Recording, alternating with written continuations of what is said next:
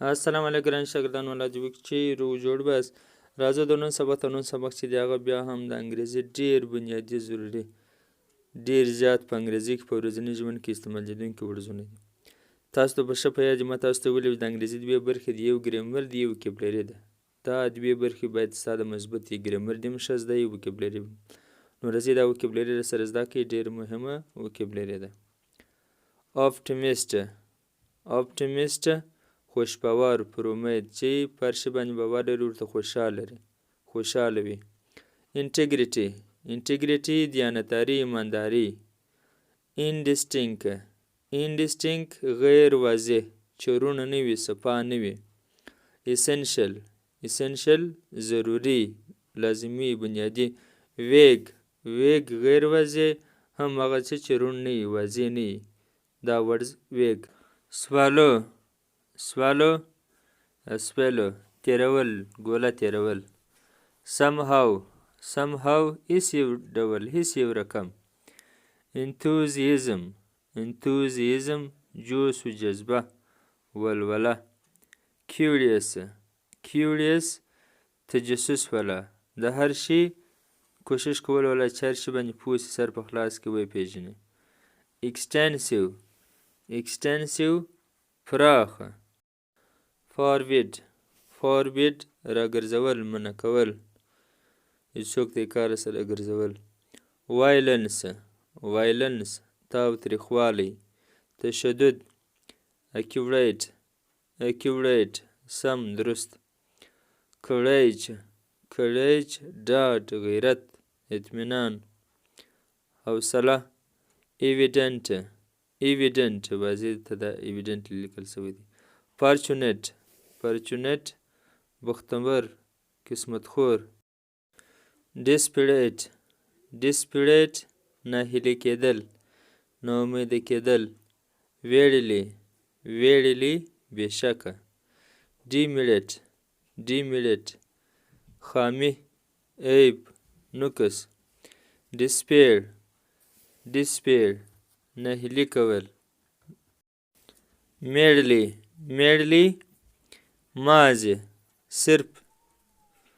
predicate وړاندوینه کول، پیشګویي.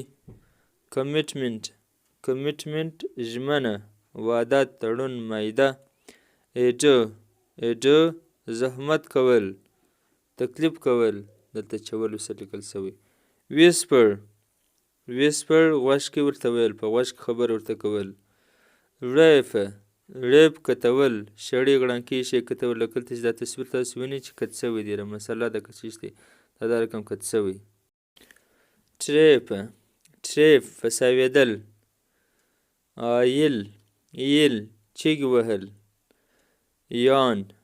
یان ارژمی کښل. سسپیکټ شک کول، ګمان کول. کریف فضول، پالتو، اضافه. کیپټیوس نیواکه، اعتراض کوونکی، تنقید کوونکی. ریلای باور کول، اعتماد، بروسه. سینټیمنټ جذبه، ولوله.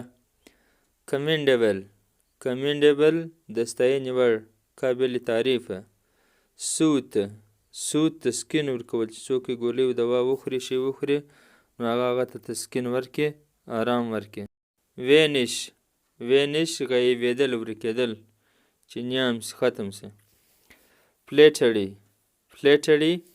چاپلوسي کول. ټینډنسي پام، رجحان، میلان. sufficient بس، کافي. refuse انکار کول. eventually بالاخره، اخر کار. decay خرابېدل، میوه یو شی خراب شي. contain ځای نیول، مثلا دا لوښي څونې اوبه نیسي، څونې ځای نیسي، یا د تالاب څونې ځای نیسي یا اوبه نیسي. applaud ستاینه کول، صفت کول، تعریف. confess اقرار کول. consequence پایله نتیجه. priority لومړیتوب اولیت. precede مخکې کېدل، یو ورډ د بله څخه مخکې راوستل، یو شی د بله څخه مخکې کول. ruin تباه کول، تباه کېدل، لکه په جنګ کې، په جګړه کې، په بمبار کې. pathetic افسوسناک. imitate پیشې کول، د چا د خولې نقل کول، د چا خبرې کول، د چا حرکتونه. superstitious وهمي، داسې څوک چې وهم لري، ویریږي، وهم لري. نو مننه ګران شاګردانو، دا و زموږ د نن سبق بنیادي ډېرې زیات ضروري او وکیبلري وله. دا به ستاسو په انګریزي کې ډېر کومک سره وکړي، ستاسو انګریزي به په دې باندې ډېره تکړه شي. کوم ویډیو خوښوي لایک یې کړئ. مننه، الله حافظ.